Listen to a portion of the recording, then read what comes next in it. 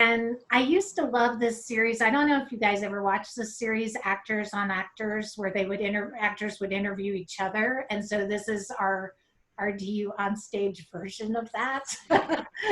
And so I'm going to turn it over to you, Jesse. Jesse Gephart is going to interview David Henderson.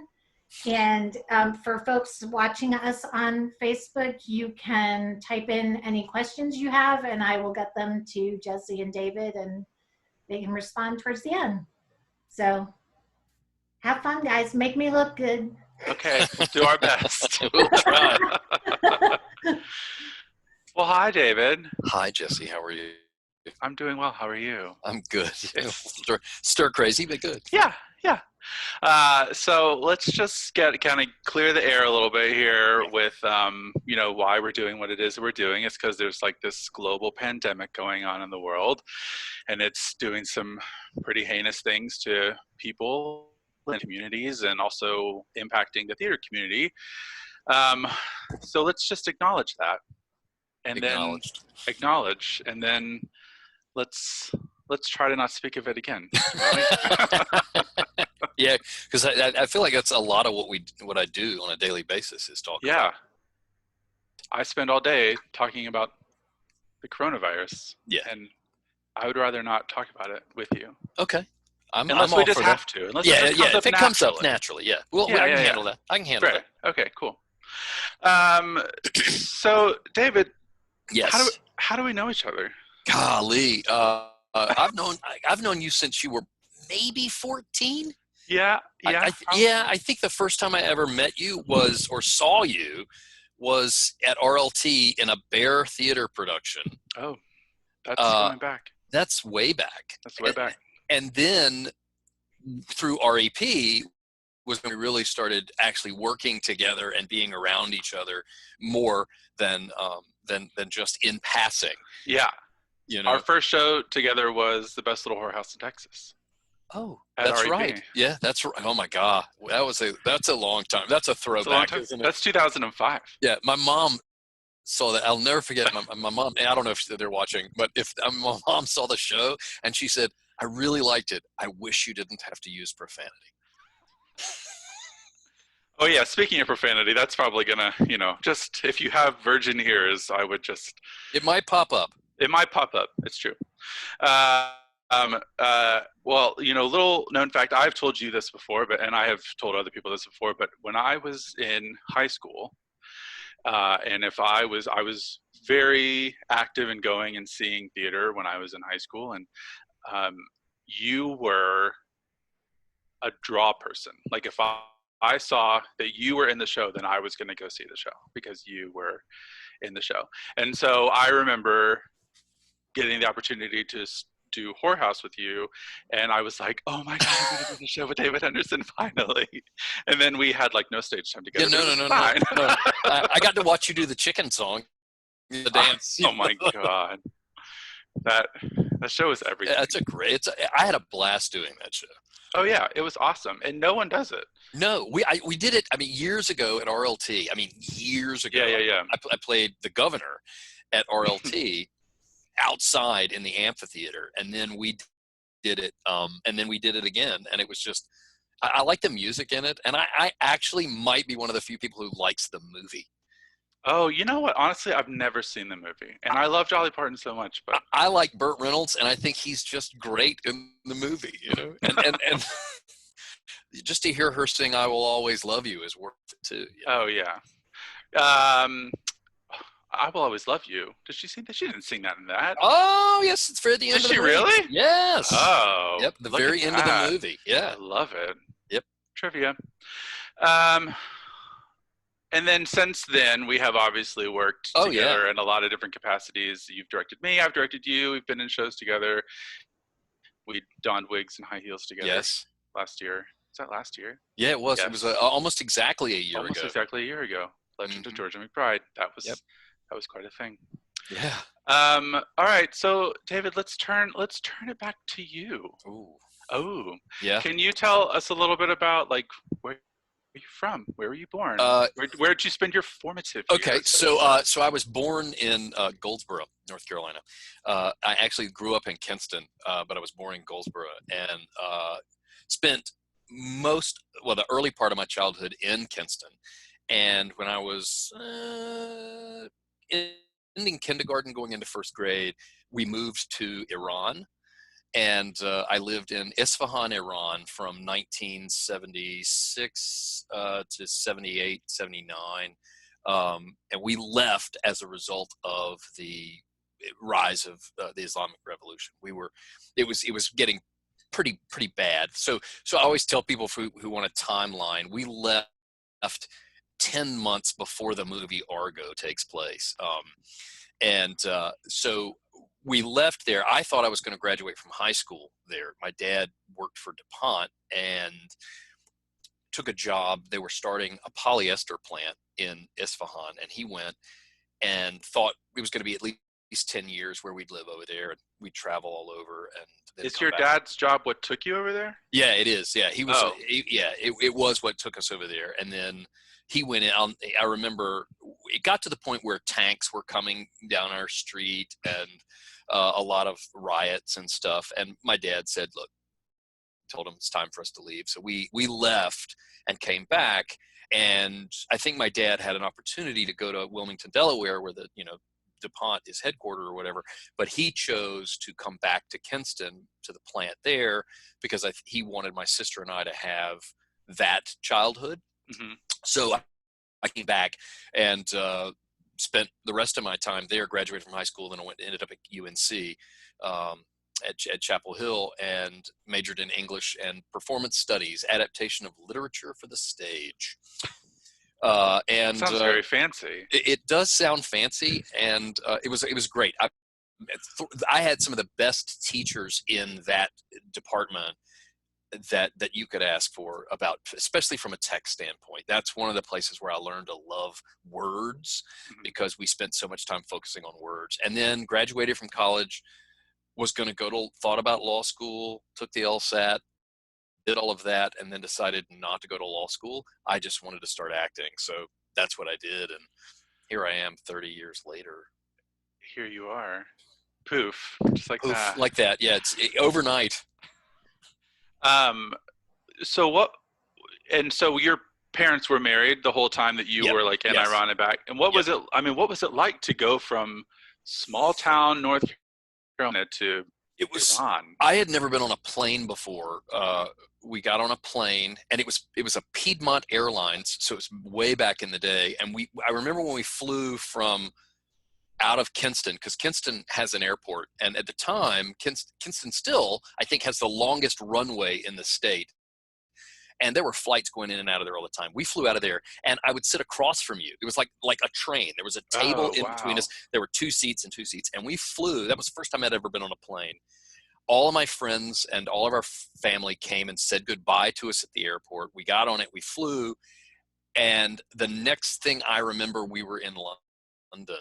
And I think we took several weeks traveling through Europe and seeing stuff before we ended up in Iran. So here's this little kid who's like 6 years old and never left Eastern North Carolina, and now walking around Westminster Abbey and all this stuff, and then landing literally in the middle of a desert and going to school, an American school, but having to make all new friends and everything. And I sometimes I think back and go, it's interesting to look back now on how that I think has impacted me as an adult, is because I had all these friends, growing up. I'd been to preschool and started elementary school, and then I left thinking I was never coming back. Like I was going to come back, I was going to be 18 years old.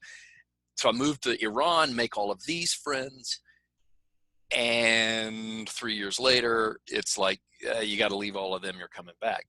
But overall, I mean, I got to see at a very young age a lot of amazing things in places that a lot of people will never get to see. So I really know that I was very fortunate to do that. But it was extremely eye-opening. I remember going into the bazaar in Isfahan and climbing on stacks of rugs that were just, I mean, 2 times your height. I Yeah. mean, and you just climb over them and walk through, and the culture it's a beautiful culture, beautiful people. The food is amazing. One time we were somewhere, we had gone to a friend's house, and we were walking, and there was a big wedding party going on, and they saw us walking by, and they invited us in, and we sat down and ate with the family, and Wow. and spent the night dancing. So it was a real eye-opening experience to leave Eastern North Carolina, go over and experience that. So Did you were you exposed to any of the arts over there? Like, did you see any of their? we did we had some of our own arts. I actually starred in the Easter play Hassenpfeffer. Um, I played the Easter Bunny, who someone was trying to turn into stew. But we participated in a lot of, or saw a lot of the cultural, the music and dancing and things like that. So we were lucky to get to see all of it. Yeah. And the architecture. I mean, just, we're talking, America is a toddler country, Right. barely a toddler, right? And then you go to some place like Iran or anywhere in the Middle East, and you see some of these beautiful mosques and some of these sites that have been around that predate. I mean, feel like they predate man. They obviously don't, but there's so much history and beauty in that art and that architecture. Mm-hmm. Yeah. So you said you went to an American school. So were you around people that you kind of identified with, or did you feel kind of like odd out? I mean, like, did you have other American children that you could connect with? We did. It was, the American school was mostly American children. Mm-hmm. We were taught in English, and we were able to get together with a lot of the people that my father worked with, a lot of which were American, but also Iranian. And there were several other American companies that were over there. Bell Helicopter was one, and a lot of them would kind of grab. Like, I saw Jaws for the first time in a room that was literally like the fellowship hall of a church, but it was they called it a club, but it was on the reels in the back of the thing, and the screen was at the front, and they would change the reels. Yeah. So all the movies I saw throughout that period of my life, that's how I saw them. They came there. Yeah. And I had my comic books, and there was a hobby shop in the basement of my school that sold like models and stuff like that. So. Wow. And I know that you have siblings, but I don't recall the makeup of it. I have a sister, Megan. She is 3 years younger than I am. She lives in Charlotte, works for Duke Energy. Shout out to Megan. And so she and I were the two that went over there. I have an older sister who's not biologically my sister. She was my babysitter when I was 5, and she was it's actually the reason that I got on stage for the first time. Oh, yeah? Because she was in the drama club at the high school in Kinston, and they were doing a production of The Wizard of Oz, and she was going to be in it as one of the dancing skeletons or whatever. And somehow or another, I ended up playing the mayor of the Munchkins. Fast forward many years later, when she was 18, she's an artist, an amazing artist, and she was at East Carolina, and her mom passed away, and her mom was a nurse, and her mom had taken care of my mother when my mom had back surgery. My mom flew back from Iran to have back surgery, and her mom, I think the story goes, asked my parents to basically help take care of Betsy, and they did. And my dad gave her away in her wedding, and I think of her as a sister. So. Wow. That's awesome. I did not know that. Yeah. What was do you remember anything like weird, or not weird, but like, your family dynamic of being in one place and then in a whole other country? And then, like, was there stress around that, or was there, That's a great question. I think, yes, there was, but my parents did a great job of protecting us from that, especially as things got more and more scary around school. Yeah. Like, there was a point where our school was being guarded by soldiers, Iranian soldiers. We could not drive while we were over there. Now I couldn't drive because I was 7, but we couldn't drive. So we had drivers that would take us places, and towards the end they were armed. Wow. Yeah, it was. But my parents did a really good job. But yeah, I think that it is created a dynamic. My sister and I are. When we went over there, we didn't know who we were going to have, so we had each other. Mm-hmm. So even though we're 3 years apart, we're very, very, very close. I mean, not that 3 years is a great difference, but we are very, very close as a result of that. And I think my parents and I are close as a result of that, because they did really go very far to make sure that we got the most out of the experience that we could, but B, protect us from all of the insanity. Yeah. So we got robbed when we were, this is crazy. We went to Hong Kong at one point, and back then it was like when camera equipment was, you could go to Hong Kong and buy a camera for like $3.50, right? So my dad bought some camera equipment, my mom bought some stuff, and we flew to this place in Tahiti. It's like the Blue Lagoon, right? Yeah. And we're on this bungalow on the beach. Like Mr. Rourke is there. We go to dinner and come back, and everything we have in the world is gone. Oh my gosh. So literally, we arrived in LA. I was wearing a Jaws t-shirt, like an authentic one, not one that I got a Jaws t-shirt, and we got a picture of my dad wearing plaid pants and this like Munsingwear shirt, and I'm in a Jaws t-shirt, and we're holding 2 pieces of white bread. Like it was like we were back in the United States. But wow. Yeah, it was. But they did a great job taking care of us and protecting us from the stuff that I think would have been very scary. Yeah. And now that I look back on it, I'm like, oh, it is kind of scary. Yeah, I can't imagine. That's wild. So Betsy, as you mentioned, the one that got you on stage the first time, is that right? Yes, Betsy Zimmerman. Yep.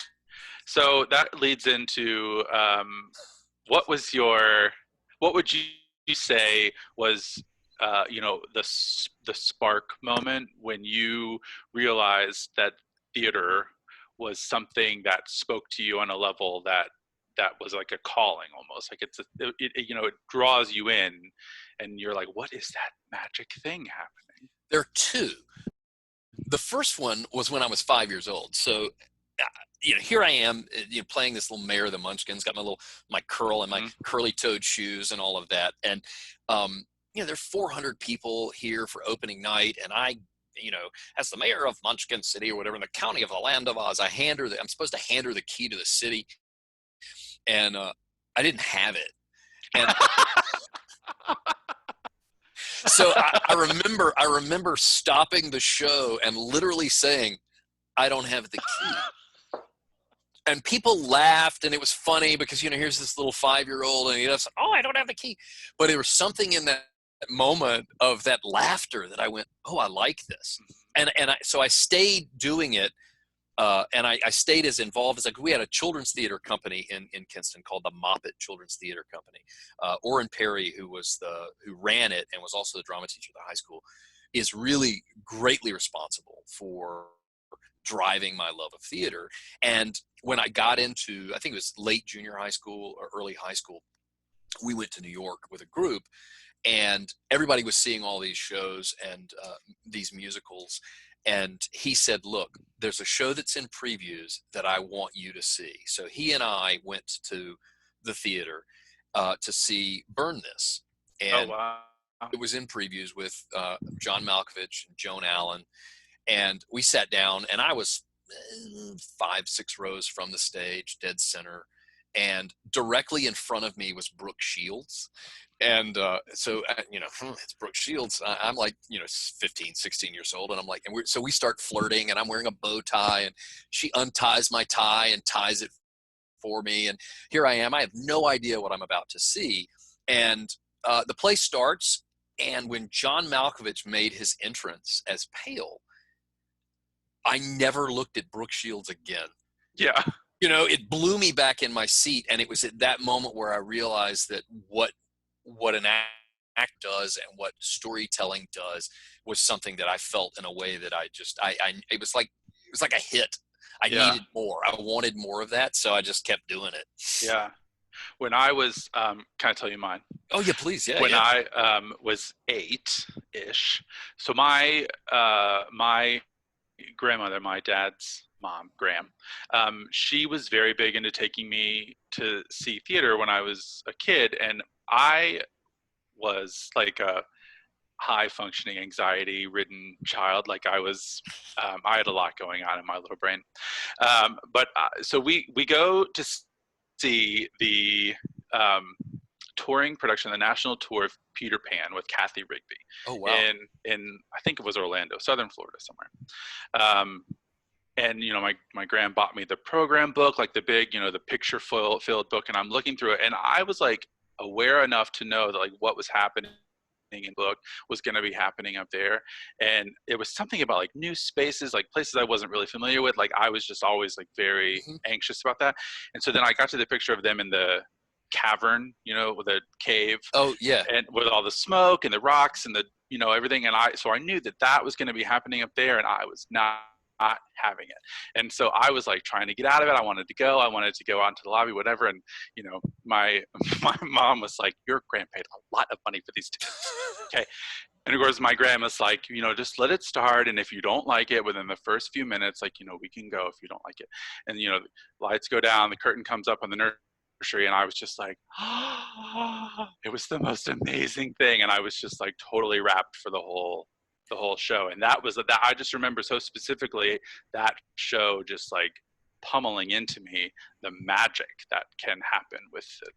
Yeah, and I think that when you hit it at an early age like that, like my dad, we all went to New York one time, even predating me seeing Burn This. My dad and I went to see Merlin, starring the magician Doug Henning, a little known Nathan Lane, and Cheetah Rivera.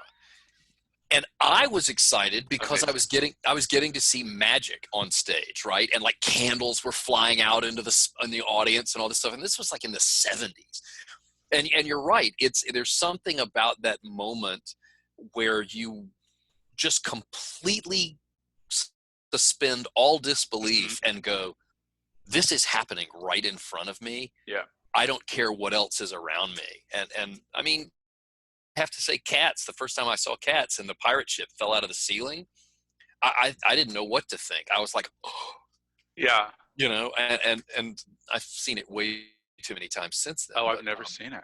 Really? Yeah, I'm good. Yeah, I'm good. I will tell you, I saw it once and it was great. Because I loved it, because I was like, oh my God, this is magical, and Right. These people are in the audience and all this. Later, after I lived in New York for a while, and people would come up and they'd go, hey, I want to see a show, and I'd say, what do you want to see? And they go, Cats. I ended up to the point where I would watch the show standing in the back, SRO, drinking cocktails while they watched the show. But yeah. I saw it a lot. But yeah, I think that moment. And there are probably many moments. I think there are moments where you can't identify what it is. It's like when those people laugh at a little 5-year-old, you're like, that's great, but what is it? I don't know how to pursue that. And I think it's better. I envy some of the, like Mac, I envy kids in his age group right now, because we are, as a society, much more willing to let kids kind of follow that urge now in the United States than we were probably in the 70s, right? It's like, no, you got to be a doctor, a lawyer, right. Something that's going to, or whatever. But that moment, that magical moment, anybody who does what we does, I think, has that. Yeah. So you mentioned that you lived in New York. When did you do that? A couple of times. The first time was I was right in college. I worked, was it in? Yeah. Yes. In college, I worked for Richard Frankel Productions, which was at the time they were producing a lot of. They produced Love Letters. That was their big thing. But since then, they've gone on to produce the producers, things like that. They've been involved in a lot of big shows since I left. One day, somebody came in the office and passed by, went into Richard's office, and came out a little later, and Richard called everybody around and said, here's a script. I need you to take it home and read it. And I want everybody to come back tomorrow and we're going to talk about it. So I took this script called Oleana home, and David Mamet had passed by me as I sat at the front desk, working on the logistics for a tour of love letters starring Gavin MacLeod and Michael Learned, Captain Stubing, and Mama Walton. But yeah, they ultimately, I think, passed on producing it because Mamet ended up producing it himself. But so I lived there. That time I lived in the Village on Houston Street. And I was working, so the first time I lived there, I was living on Houston Street working for Time Magazine. I was working in kind of HR for them. I was doing contract research. And then the second time was when I was working for Richard Frankel, and I lived outside of the city with my uncle, my dad's baby brother. He lived in outside the city on the Hudson, and I would commute in every day and I would go in every morning and eat at the Edison Cafe, and because my office was right in the Theater Guild building right next door. So, and I love New York. I love New York City. I don't go up there and see it as much as I'd like. Right now, I don't want to be there. Sorry, I didn't mean to bring it up, but I got to see a lot of great stuff while I was there. Little teeny shows here and there. One of the shows that I worked on was The Song of Singapore, which is a jazz musical that was great. We also were producing Marvin's Room at the time, so I got to see that when it was originally around. And we were looking at a property which was a Creole retelling of Oliver Twist called Twist. I don't know whatever happened to that, but I feel like I've heard of that show before. Twist. Yeah, it probably something has happened with it.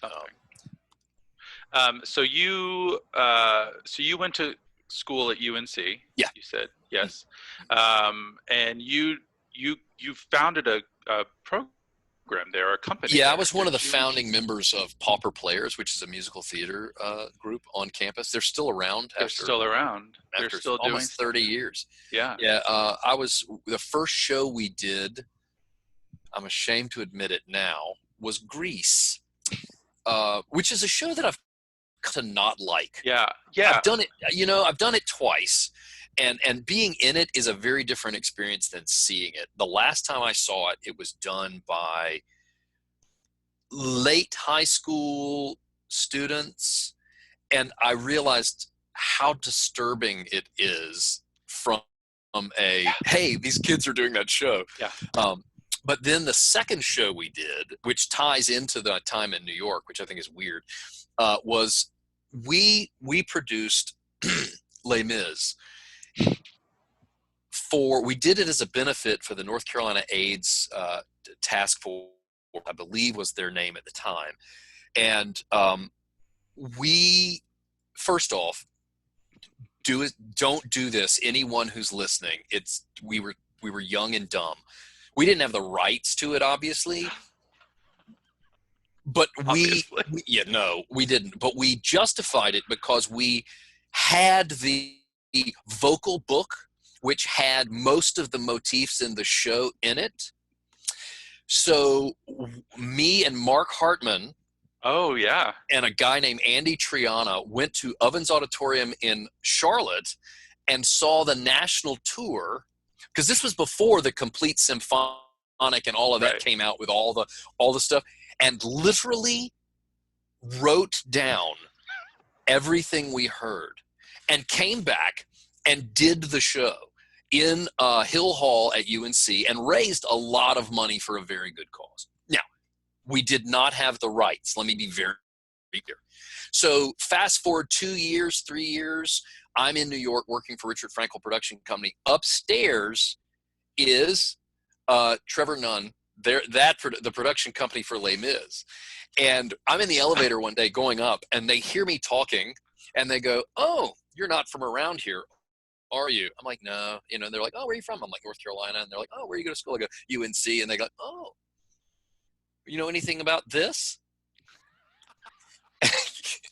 And they call me, they take me into the office, right? And there's a file on us. And they had somebody come and see the show and said, look, money's going to a good cause, but better than that, the production was a solid production and does not affect our brand. Don't mess with them. Wow. Yeah, I thought I was going to go to jail. Yeah. Like I was just Thenardier and like helped drive people around to get the music. But that was the second show we did. And then we did a bunch of other shows. I think the last show I did was Sweeney there that Mark Hartman directed. Can I share a picture with you? Oh yeah, please. Get your reaction to it, yeah. please. Can you tell me about this photo? Yes, that is as Chief Sitting Bull in a production of Annie Get Your Gun. Yeah. So, like I was saying, in Kinston, Orrin Perry was basically the arbiter of the arts. Like if there was a piece of theater happening, he did it. So the high school did 3 musicals a year, and a dinner theater which was typically a musical.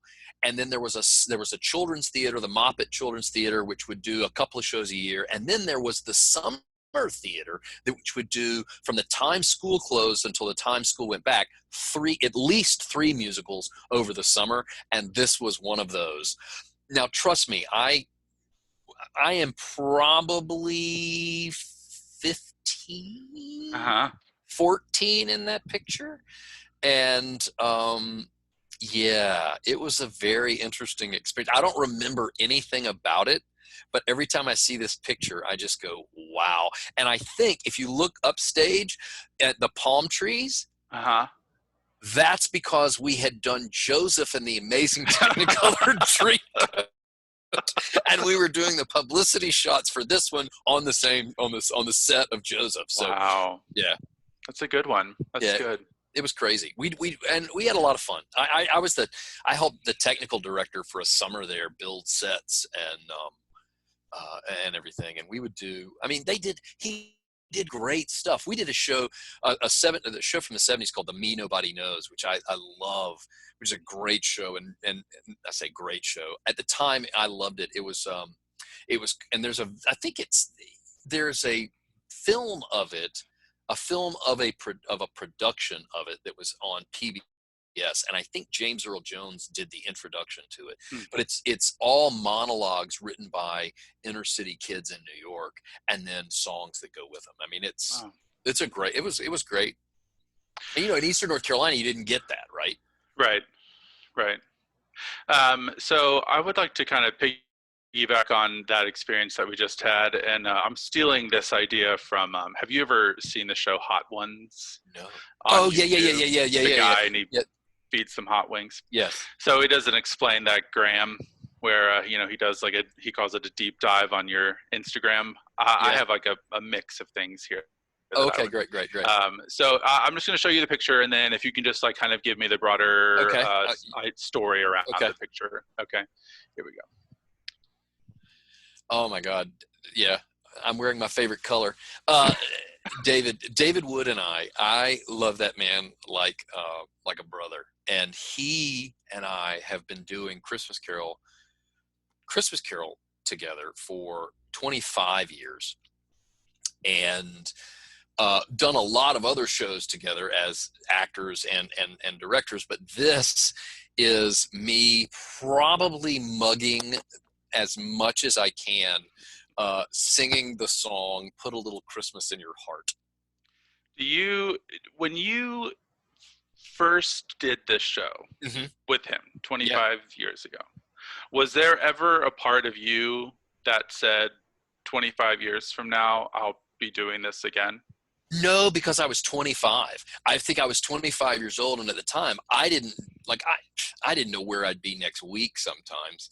By that point, David had been doing it for 15 years by that point? Yeah. A little more than that? Yeah, because I think I started on the 20th anniversary. It was the 20th anniversary that I started. But yeah, I would never have thought that I would spend every fall and Christmas doing this show 25 years ago, but now I can't think of a fall or Christmas without it, because we have a great time. So then to piggyback on that a little bit, if we could just... Oh, that's my baby. Oh, that's my boy. That is my heart. He loves, now he does not like the theater. I mean, he loves it. He appreciates it, but he doesn't want to do it, right? But he loves coming backstage. Like, he wants to be there around it, but he doesn't want to do it. And this was early on in his life. He wanted to put on my costume. And I, at one point, made him up in my makeup and put my giant jacket on. Yeah, I remember that. Yeah, and he, but he comes every year, and he wants to sit in the dressing room. He loves to come to DPAC because there's a couch in the dressing room, and he likes to sit in there and play Fortnite or whatever. Yeah. And wait for us to come off stage, and then ask questions. So that picture makes me smile. Yeah, me too. Okay, so let's look at this one. Oh, that is the set for Honest Pint's first ever production of Steady Rain. God, that's almost 7 years ago now. 345 weeks, according to Instagram. So thank you. Oh, wow. I love Instagram for that. Glenn Matthews directed that, and it was Ryan Brock and I, and Miyuki Su did the set. And I had read the script. That's at Interact. Yeah, it is. It is. You're right. It's at Interact. And I had read the script before Daniel Craig and Hugh Jackman ended up doing it in New York. And it was something that I'd always wanted to do. And I convinced Ryan to do it, and it didn't take a lot of convincing. And we convinced Glenn to do it, which took a little more convincing, and Miyuki to do it. And it was still, to this day, one of those experiences that I will never forget, because it was a 90-minute roller coaster ride. And Ryan and I, every night before the show, would run the whole show every night just to get it right. And interestingly enough, this set, we were having issues with some of the with the reflections in the light and the mirrors and all this, and the glass and all of that. And 2 days, maybe 2 days before we opened, we almost did the show on the dance floor at Interact with no set. Wow. Because it was just getting to the point where it was so frustrating. Yeah. Not for us, but I think for the technical crew. But Right. Ultimately, it turned out to be an amazing thing. It was amazing. I saw that. Oh, thank you. Oh, now this one is another one that I would have done this show probably until they told me to stop. Like, stop. You just got to quit. Annapurna. And I still have that cookie jar and those cabinets, by the way. Yeah, I do. But Susanna and Susanna Huff, it was hands down one of the most emotional yet rewarding plays I've done. And the set alone, Miyuki's trailer. Miyuki as well, yeah. Yeah, Miyuki did, the first time I ever did a show in a trailer was Miyuki when I did Killer Joe. Killer Joe. And Miyuki builds this trailer, which is even worse, more just skanky than the Killer Joe trailer. But we had a blast. Dana Marks directed this, and we had the running water. We were cooking sausage on stage. I was naked, my bare ass on stage, on the stage at Interact, my bare ass 12 feet from somebody. Yeah. I'm like, thanks for paying for your ticket. We tried to not sit people on that first ground row, but I think that's where I saw it from, actually. I'm pretty sure I saw it from there, from the house left side, because I remember I got full butt. Oh, good for you. You're very lucky. Yeah, that was that show. I remember reading that script and thinking, holy cow, this is a show. And I don't know why more people don't do that show. Yeah, I was like, so I remember reading about it when Nick Offerman and Megan Mullally were doing it. Yeah. And I would have killed to see them. Oh my God, are you kidding me? Yeah. Okay, here we go. Really confused as to why you had a photo of a singular. Because I used to sing found a peanut, found a peanut, found a peanut on the ground, you know. And we were in Target one day, and there was this peanut just laying perfectly framed in all this red. And that was back when Instagram first started. So I was like, really like, ooh, I could be all arty and take a picture of a peanut, you know. I'm going to put a border around it. That's exactly. I'm going to filter it and border it. And look, people will look at it and be like, oh, that's a peanut. That's great. Yeah. And then here, 7 years later, someone will ask me about it on an interview. Exactly.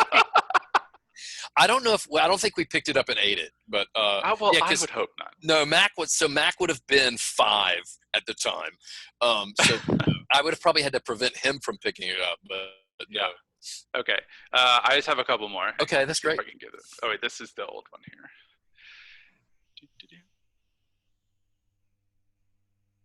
Do you see this? No, I don't. I can't see it. What is it?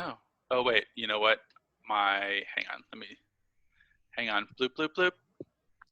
Oh, you got to change screen? Yep. Oh, yeah. Look at you. Little Alex P. Keaton.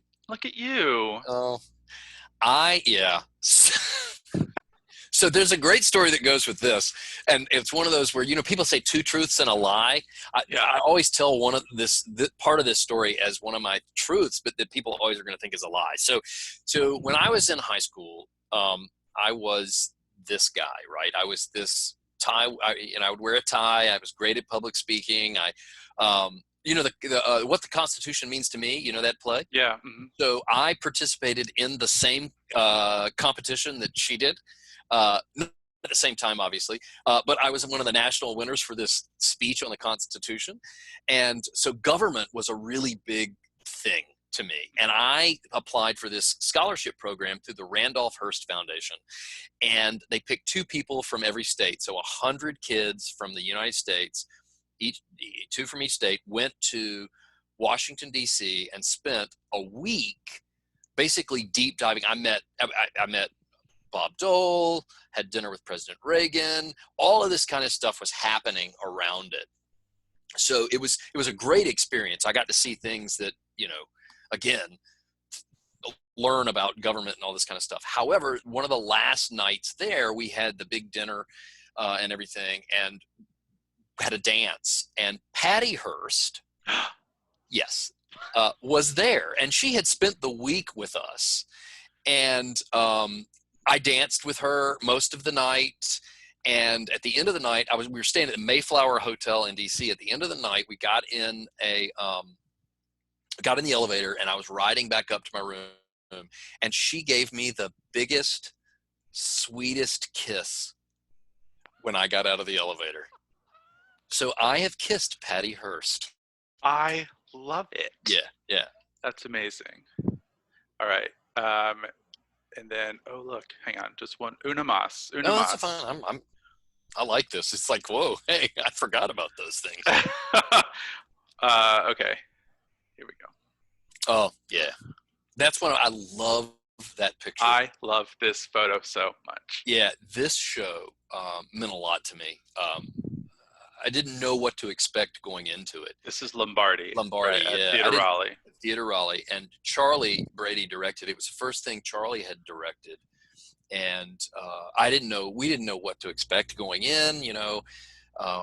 I was, at this time, at my smallest, I was probably 150 pounds here, which is not what Vince Lombardi was. So they ended up padding me. That must have did that like screw with your head? You were like, I spent all this time and energy. Now they're making me fat. No, it didn't. It was interesting playing somebody who was real. And you know, we went through this with I Am My Own Wife, right? Oh, yeah, sure. Yep. Playing a character that there is footage of, and people, and is in the so near past that people can go, that's not it. So the pressure of that was really big. But Charlie and Judy, who played Marie, they were unbelievably gracious and gave me the space to find this guy kind of vocally and physically. And it wasn't like I walked in and went, oh, this is it. It took Charlie riding my ass about a lot of things to get the essence of him, and to the point that we had a couple of his students, of Lombardi's students, when he taught high school, come to see the show. And her name was Marie, which was Lombardi's wife's name, and her husband's name was Vince. Wow. And she came up to me afterwards, and it was one of the greatest compliments. She said, "You remind me of him." Oh, wow. And she said, "The way you speak has the power that he had." And that was, at that point, I could have just stopped. But Right. This picture alone makes me want to see that show. Yeah, it does. I mean, this picture is awesome. Yeah. You had to put the little gap in your tooth, right? I did. I put the gaff in my teeth every night, and Yeah. I would go back, and because I'm very spitty sometimes, Mm-hmm. I would have to reapply. So the gap would get bigger or smaller during the show, depending on how much spit I had. Yeah. Well, you gave me a good little segue with some of that Lombardi talk. So you have had quite a journey. Oh yeah. With your weight and your Mm-hmm. weight loss. Mm-hmm. Can I show a photo? Oh yeah. I just want everyone, like, if people don't know you very well or don't know kind of where you started from, like this, like, yeah. I don't remember photo. that. I know. Yeah. I saw this photo and I went, it's incredible. Yeah. I weighed the most I ever weighed was 330. And that's I'm probably topping out around there right then. You know, when I did Hamlet, I was 300 and some pounds. Yeah. Yeah. And immediately after Hamlet, I did Southern Baptist Sissies. Mm-hmm. And then that show closed. And 2 days after that show closed, I had my weight loss surgery, which was probably the best thing I ever did in my life. I mean, for my life too. I mean, it started, Mac was turning 9, and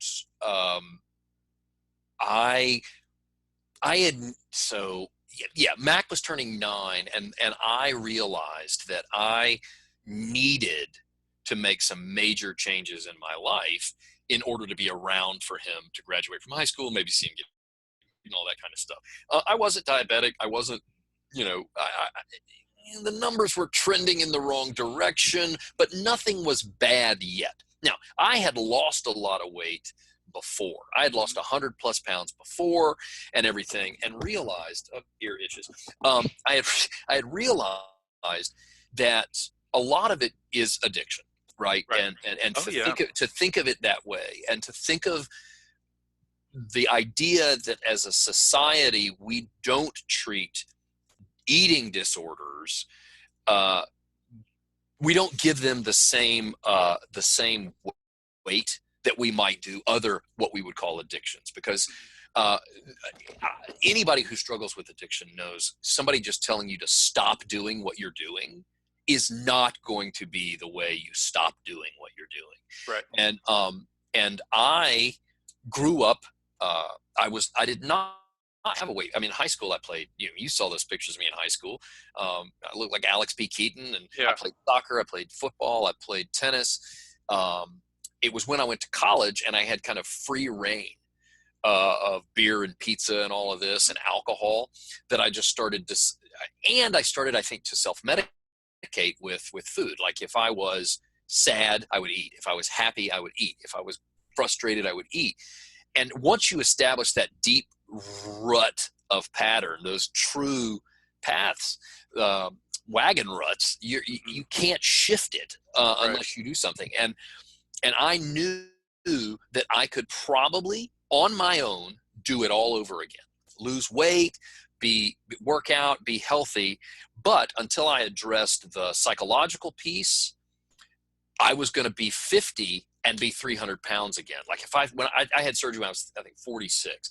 Yeah, because it's coming up on 4 years. So I could have been what I am now by my own volition. However, I also had through therapy and through a lot of self-discovery realized that even if I had done that, the likelihood of me regaining that weight is drastic. If you look at the statistics, and they vary from different things, but people who lose on their own 100 pounds or more are very, very likely to regain it. And I didn't want to. So I didn't tell anyone that I was going to do it.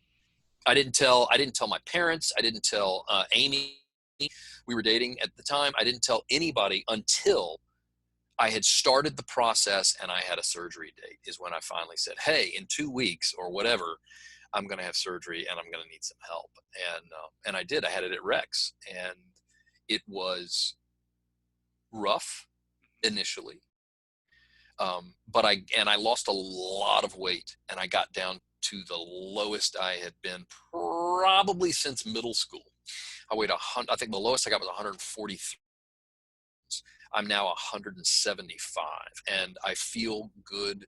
My knees don't hurt. I have stamina. Like, there were a couple of years during Christmas Carol where, jumping around and dancing and doing all that, I'd come off stage and I'd be like, and but I did it. It wasn't a vanity. Somebody said, somebody said you're being vain.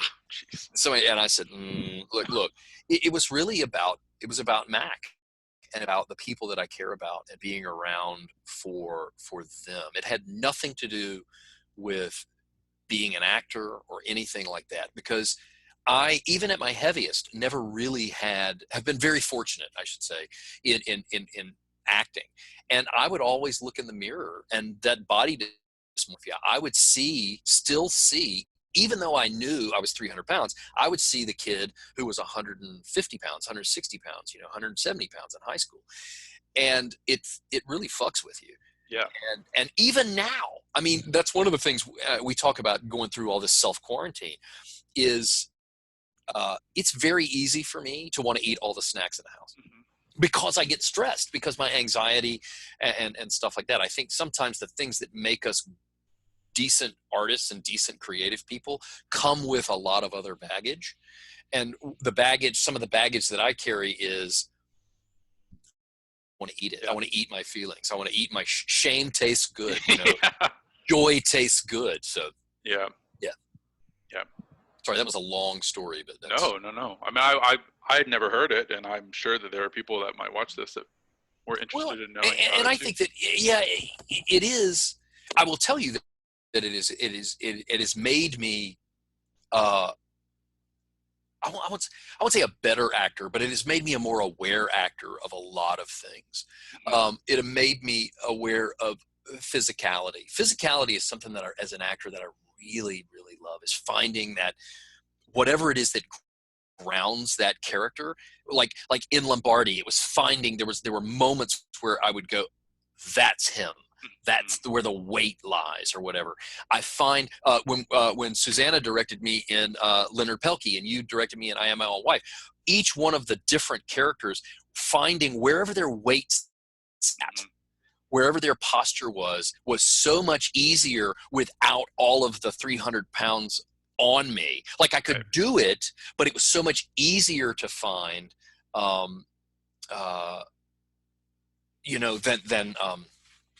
than when I was heavier. Right. So we've been talking for almost an hour now, and I still have some stuff. If you're good to go. Oh, I'm good. Keep going.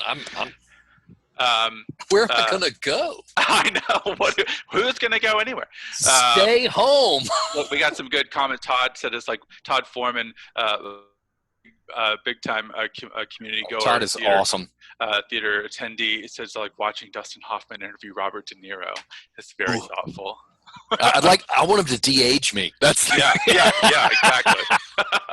And Jade Arnold, love Jade, says he appreciates the openness.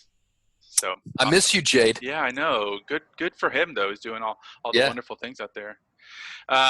Okay, so let's talk a little bit about the Triangle theater community here. You and I have both been in it for a very long time. Yeah. What's changed? Man, oh Manischewitz. A lot has changed. Yeah. I think that when I graduated from Carolina, you could count on maybe one hand, I think probably 1.5 hands, the number of theater companies that were in the RTP, the Greater Raleigh. Yeah, like the Durham whole area. triangle area. Yeah. Yeah. Yeah. And now they're probably 80 some. And that's it's good, because I think that we are, and I've said this before, and I really believe it. I think we are sitting on an area that could and should become a bigger player in the legitimately regional theater. I'm not talking like regional, like Raleigh, Durham, Chapel Hill, but like Southeast, Right. Eastern Seaboard or whatever. But there are things that are holding us back from that, and some of it is access to space. I mean, you and I've had this conversation before. As somebody who, Mortal Coil, you want to produce a show, you've got to find some place to do it. And if you can't find a theater that is already an established theater, you're finding a found space and then turning that found space into a theater and trying to work with whoever has that found space to allow you to be in there enough time to either make your money, do the show, all of that kind of stuff. But it says a lot about us that we have seen that growth in theater, and I think that growth is good, because I think it's challenging people to do better work, not just more work, but better work. And I also think that it is encouraging people to stay.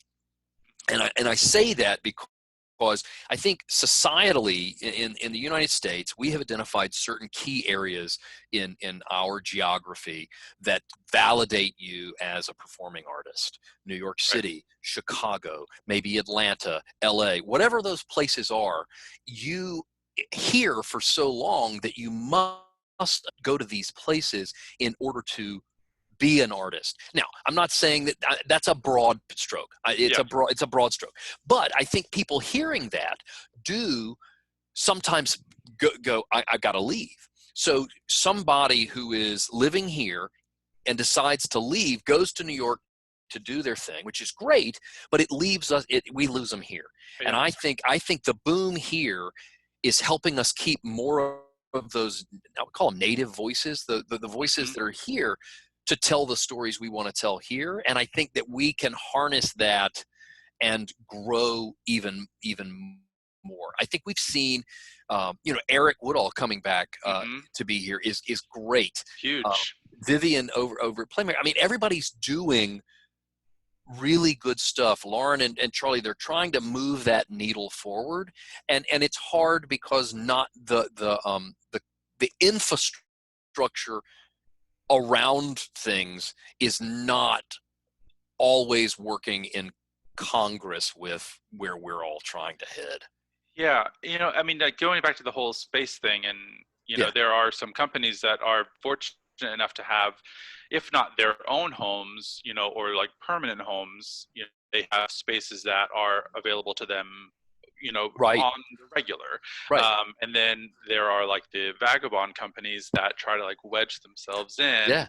And especially when you think about trying to turn found space into performance space, it's like, well, okay, well, we have a room that will seat, 46, and then, but now we've got to get lights, and we've got to set up a sound, and we've got to do like, how do you, I mean, you take on so much more when you are trying to produce as a little vagabond or itinerant company than some of the other folks in town. But, I think it's telling that there are a lot of these companies that are working with the smaller groups and trying to get them in and get them space and get them seen.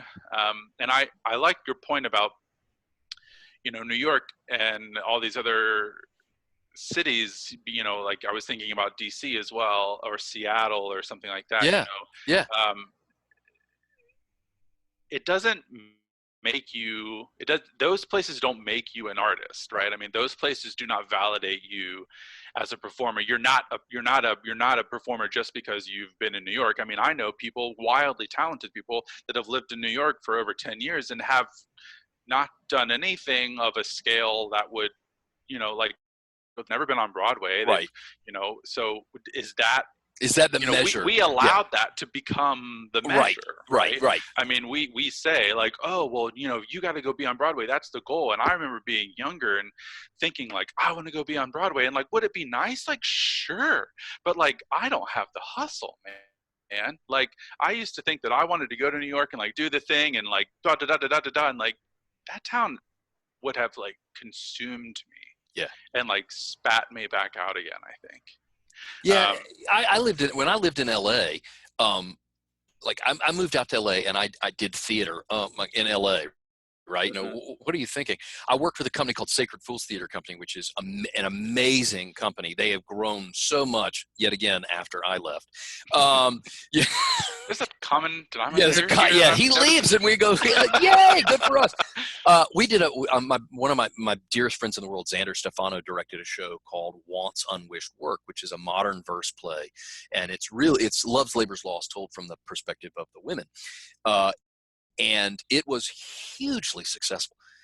We did it at the Heliotrope Theater where Sacred Fools was performing, and then we moved it to a bigger theater in West Hollywood, and people were coming, industry people were in and out all the time. We were constantly pulling people in and out of the cast because so-and-so was going to shoot a pilot and everything, but it was exhausting. Mm-hmm. That the town itself, because everybody was the same business and everybody was really, I used to joke, I lived in Venice when I was there, and I would get up in the morning, I would go sit out on the beach and just watch unbelievably hot people rollerblade by. You know, the first time I saw somebody rollerblade by with actual breasts, like real breasts, it was like, oh, you know, I mean, seriously, I mean, it was such a town of falsity. And some of my dearest friends and people that I love more than anything in the world live there. But it's a struggle. It's a hard thing. And, you know, living here, you, me, and the other artists that are here, we're very lucky because we get to have a life that is artistic driven, but also we get the opportunity to have family, to have a different, I wouldn't say it's not all about the art. Right. You know what I mean? Mm-hmm. Yeah. I have to say, I mean, you know, there has been plenty of time. I have a day job that is totally not arts related. You have a day job that is sort of not arts related. And, you know, now I am thankful for that. Yeah. Whereas, you know, before I was always like, oh, I wish I could be an artist full time. And I'm like, well, I would be up Schitt's Creek right now. Yeah. I mean, I did Broadway going dark and all that. Yeah, you know, and it's very, very hard. And one of the first jobs I sold cars for a month one time. Oh. Yeah, I sucked at it. I really did.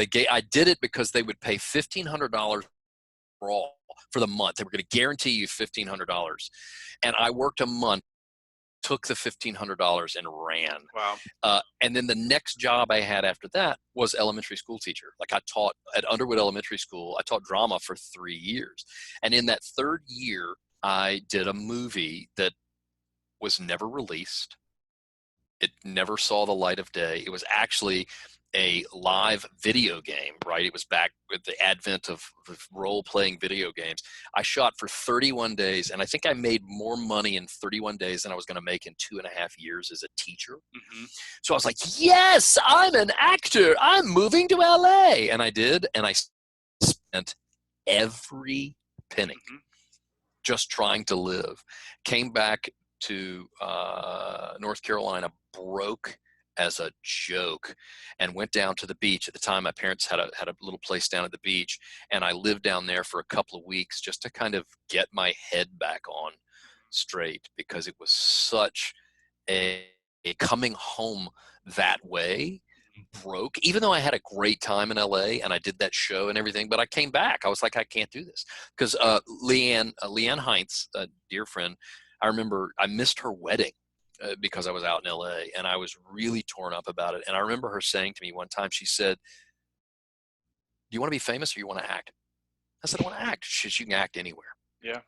And she's right. And I think that, you know, that kick in the ass was what allowed me to come back, but it doesn't diminish the tail between your legs coming back and say, you know, but like you, and then I dove in and found this niche of instructional design and stuff that I do on a daily basis, and I'm able to do that and still do the art that I love to do. Yeah. I just never, I mean, I really do, I have a very high respect for people that go off and do it, or at least try it. Cause I never even really did that. I mean, I graduated from college in 2005 and I just kind of like took us right back in Raleigh, and I just hung out. Yeah. Yeah. um, I think it is very difficult, especially the way our society is uh, wired for the gig economy, freelance. mhm, It is a true. I did consulting I got laid off from a job, and it was terrible timing. It couldn't have been any worse. It's never good, but it was right. really bad. Let's just say it was right after Betsy and I had separated, and I had this great job, and I lost that great job, and I had to start contracting, and I was, we don't have universal health care or anything like that, so I was paying for my own insurance. If it wasn't for the Affordable Care Act, I wouldn't have had insurance, right? And I did, but I was paying $600-700 a month just for that. Mhm, And I was consulting, and I was only consulting if people were willing. It's like my baseball card collection. It's only worth what people are willing to pay me for it, right? right. I mean, somebody says, "Oh, that's worth a lot of money." No, it's not. And that's how I was as a consultant. I was only worth what people were willing to pay me to do, and most of the time, they were not willing to. They would rather not pay me to do it, or pay me substandard wage to do it, and then I couldn't afford the health care. Yeah, Catherine Anderson is saying #freelance Yeah, problems. big No time. doubt. Catherine Anderson, that woman hustles right there. Yeah. Talk about freelance. So what's a memorable show that you remember seeing in this area Um, from your time here? God, there've been so many. Uh, I think I'll never forget Columbinus Hmm. that you guys did at REP. That show haunted me for a long time after that, because I remember I was living in LA when Columbine happened, and it was 420, and I was home in our apartment in Venice and watched the entire thing unfold. And Hmm. I think watching Columbinus was one of those things that had me. I was like PTSD. It was like Hmm. going back through that experience again. So that's one that really struck me. One that I was in, but it also I actually got to watch it, was the Romeo and Juliet that we did at TIP, where Evan came in and Oh yeah. Juliet. There was something about that was pretty memorable, not just as an actor, but to be in that space during that time. There was a lot of great stuff going on. A lot of what REP did, and I miss REP. Hmm. Me too. Susanna and I talk about it all the time. Is a great company, did great work, and really good work that people saw and were impacted by. I mean, Man Bites. Jeff and Ed for Yeah. years did stuff that just knock your socks off. Hmm. Yeah. Um, so you did Romeo and Juliet, and you played Friar Lawrence, Lawrence yeah. for your how many times? I think I've done it 3 times. Yeah. I think I've done it 3 times. Yeah, because I did it for Theater in the Park, and then I did it for Burning Coal, and then I did it for Theater in the Park again. So yeah, I've been responsible for their deaths 3 times. Good for you. Yeah. Okay, just a couple more things, and then we'll start getting wrapped up. Okay. What's a show that you would love to produce or direct in this area, but you know that it would just be virtually impossible to do for whatever reason, like a technical element or a budgetary or whatever? God, I wish I could show you my bedside table right now. There's a stack of them, right? Like Susanna and I talk all the time, and Susanna is a voracious reader of plays, and she's I'm been reading like a play a day. A play a day, and so she has all these great plays, and then I'll read something and we'll talk about it, and you'll just like Georgia McBride is a prime example. That is a show that until we actually did it, we it took us a long time to get the stomach to do it from a financial standpoint, just because of the cost of it. But here's a show that I love. I love, love, love, love, love, love, love, and I've always wanted to do, and it's been done, but I've always wanted to do it, is chess. And I love the epic nature of it, right? And I don't know why. I mean, I do know why, but it's almost impossible to do. And there's a part of me that wants to do it, to try to figure it out, like to figure out how to make it work in either a small space. Because when the original production is epic, and then they brought it to America, and because of Glasnost and all this, they changed the script and they made it this a more intimate piece, and it didn't really work. And now they license the text, like this high, but it's what is the closest to the original that you can get. And for years I've said, I want to do it, I want to do it, I want to do it. But I think just from a technical standpoint, it's gonna be hard. But a musical is right up there. I think musicals in general are shows that I love, but I also am aware that I mean, just alone the cost of musicians, because you got to pay them, which you should. I'm not saying you've got to, but you've got your musicians, you've got the sound issues, because that's a huge thing, right? Is if an audience is paying $28, $25, whatever dollars to come see a show, you want them to be able to hear and not get overwhelmed and all that kind of stuff. So that's one that always comes to mind when somebody asks that question. My little chess story is that when I did Significant Other a couple of years ago, Julia Murney directed it, and she was in the chess concert or something like that. And I was, this is way before I ever met her. There's this rehearsal on YouTube, a video of her in rehearsal singing Nobody's Side, and she's just up in the stratosphere. And what always got me, I don't know. I mean, it was just like one of those videos that, like, when I was tipsy at a party, it would be like, "Y'all watch this video, Julia Murney singing this song," and they were like women singing higher than her even. Like, I was just totally floored by the whole thing. And so I got this show that was being directed by Julia Murney, and I was like, how long can I wait before I tell her about how many times I've watched this video of her singing this song? And it was like day 2. I think it was day 1, actually. I think I told her, like, afterwards. I couldn't hold my cool. It's a weird show, but it's got some really good music in it. There's a show that I really love by Richard Nelson called Two Shakespearean Actors, which is about the theater riots, and it's epic. I mean, it's got 40 some actors in it, but it's a great play, and it's a great play for many reasons. But the very last bit of it is, so it's about William Charles Macready and Edwin Forrest. Edwin Forrest is American actor. William Macready is a British actor. And, America was going through all this jingoism, if you're a foreigner, get out. Sound familiar? So they were performing competing productions of, I think it was the Scottish play.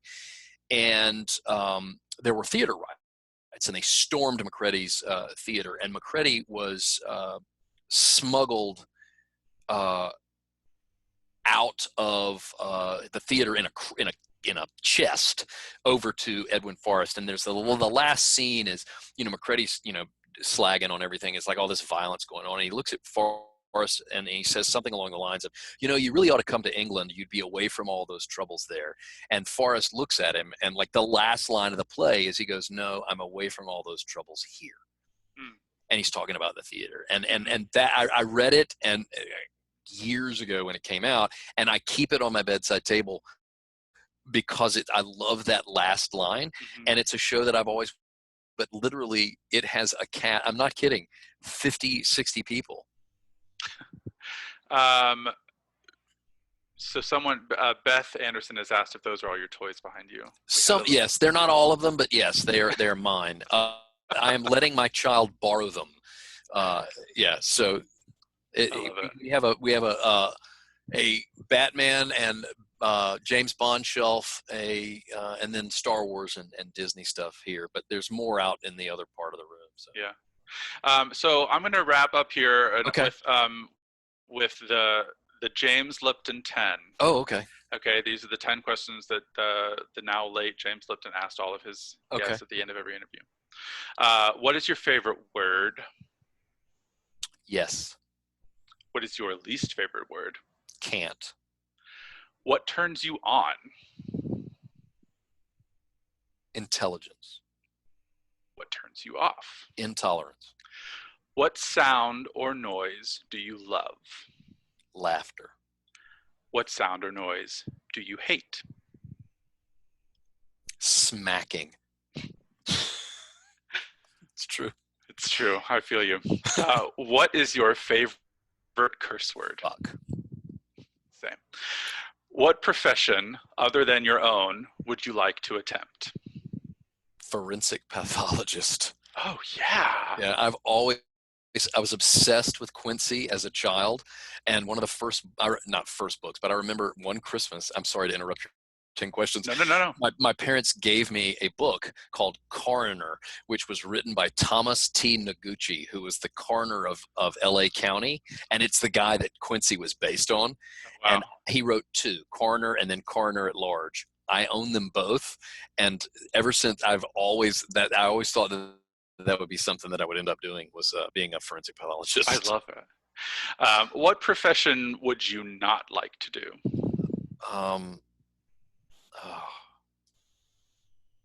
What would I not like to do? Oh, boat captain. If heaven exists, what would you like to hear God say when you arrive at the pearly gates? Your friends are waiting for you. We can only hope, right? Yeah, exactly. Yeah.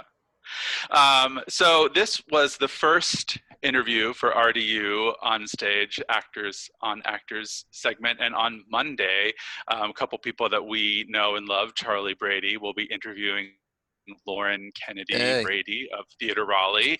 And that will be on Monday night, right back here on RDU on Stage Facebook Live. And then David, what do you got? So what do you got going on next? What's coming up next for you? So provided everything goes according to plan, the first thing is Who's Afraid of Virginia Woolf, being directed by you at Theater in the Park in June. Yeah, June 12th. I couldn't remember. And then immediately after that, in August, we will do Small Mouth Sounds with Honest Pint at Life Theater. Yeah. And then after that, I will go right back into, I'll do, we will do, Honest Pint will produce the Thanksgiving play. And then I will do Christmas Carol. Wow, you've got a busy second half of your year. Yeah, but it's been slow, and really I'm going stir crazy right now. Yeah. I'm ready to dive into something. Cool. Well, David, this has been awesome. Thank you, Jesse. Yeah, it's been Thank a real you, joy Lauren. to get to do this. Thank you, Lauren. Thank you. We appreciate all Thank your you, people who watched. I hope some people watched. Yeah, I hope some people watched. There are people watching, and I want to thank you guys. This was great. I don't often get to be an audience member, so this is really fun. And like you said, Lauren and Charlie will be interviewing Lauren Monday night, right. So we'll do another one of these in this series. And you did have a whole fan club on here who was saying what great work you've done and how much they enjoyed it. So when we log off, the video will be saved on Facebook Live. You can read all the comments. Great. Cool. Awesome. Thank you, guys. Thank y'all very much. Good night. Stay safe. Stay well. Stay healthy. Bye, guys. Bye. Wash your hands.